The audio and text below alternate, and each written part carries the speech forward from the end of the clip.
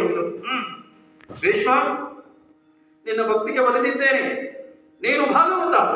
ಭಕಾರೋ ಭಗವತ್ಪತ್ತಃ, ವಕಾರೋ ವಾಕ್ಯಪಂಡಿತ, ಗಕಾರೋ ಗರ್ವವಜ್ಜಿತ, ತಕಾರೋ ತತ್ವ ನಿರ್ಣಯ. ಭಾಗವತರು ಯಾರು, ಹೇಗೆ, ಏನು, ಎಷ್ಟು ಎನ್ನುವುದನ್ನ ಶಾಸ್ತ್ರಕಾರ ಹೀಗೆ ವಿವರಿಸಿದ್ದಾರೆ. ಭಗವತ್ಭಕ್ತನಾಗಿ, ಗರ್ವವರ್ಜಿತನಾಗಿ, ತತ್ವ ನಿರ್ಣಯದಲ್ಲಿ ಸಂಪನ್ನನಾಗಿ, ತತ್ವ ನಿರ್ಣಯಕ್ಕೆ ಬದ್ಧನಾಗಿ ಇರುವವನು ಭಾಗವತ ಅಲ್ವೇ? ದೊಡ್ಡ ಸಂಗತಿ ಅಲ್ವಾ? ನಾನು ಏನು ಅಲ್ಲ. ಅರ್ಜುನ ಹುಟ್ಟುವ ಮೊದಲೇ 800 ವರ್ಷ ಬದುಕಿದವ. ನೀನೇ ಹೇಳಿದ ಹಾಗೆ ಆಳೆತ್ತರದ ವಾಸುದೇವನ ಮೂರ್ತಿಯನ್ನು ಪ್ರತಿಷ್ಠಾಪಿಸಿ ಪ್ರತಿದಿನ ಓಂ ನಮೋ ಭಗವತೆ ವಾಸುದೇವಾಯ ಎಂದು ಹೇಳುತ್ತಲೇ ನನ್ನ ದಿನವನ್ನು ಉಳಿದುವಂತಾದರೆ ಭೀಷ್ಮರಂತಹ ಪೊರೀತಿಯೋ ಪೊರೀದೇ ಇರುತ್ತೀಯೋ?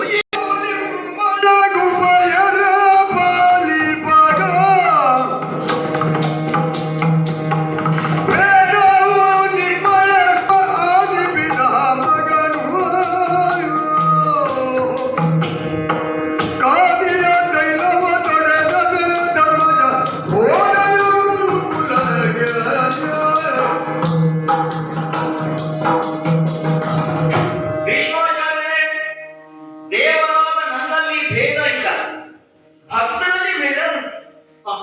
ದುಃಖಿ, ಜಿಜ್ಞಾಸು, ಅರ್ಥ, ಅಜ್ಞಾನಿ. ಭಕ್ತರ ಭಕ್ತಿಯಲ್ಲಿ ಭೇದ ಉಂಟು. ಶ್ರವಣ, ಕೀರ್ತನ, ಸ್ಮರಣ. ಇನ್ನು ನನ್ನಲ್ಲಿ ಭೇದ ಇಲ್ಲ.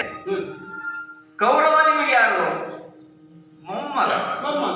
ಅದೇ ನೀವು ವಿವಾಹ ಆಗಿ ಮಕ್ಕಳಿಗೆ ಪಡೆದ ಮೊಮ್ಮಗ. ಹಾಗೆ ಧರ್ಮಜನೂ ಹೋದಲ್ಲ ಮೊಮ್ಮಗನೇ. ಹೌದಪ್ಪ. ಉಭಯರ ಪಾಲಿಪ ಆದಿಪಿತಾಮಹರು ನೀವು.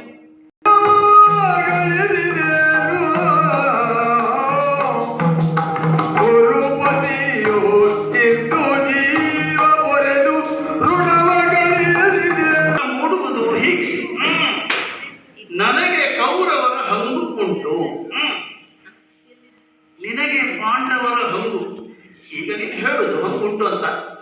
ಅತ್ತೆ ಮಕ್ಕಳು ಅಂತ ನೀನು ಹೇಳುದು ಅಲ್ವಾ? ಹೌದು. ಕುಂತಿ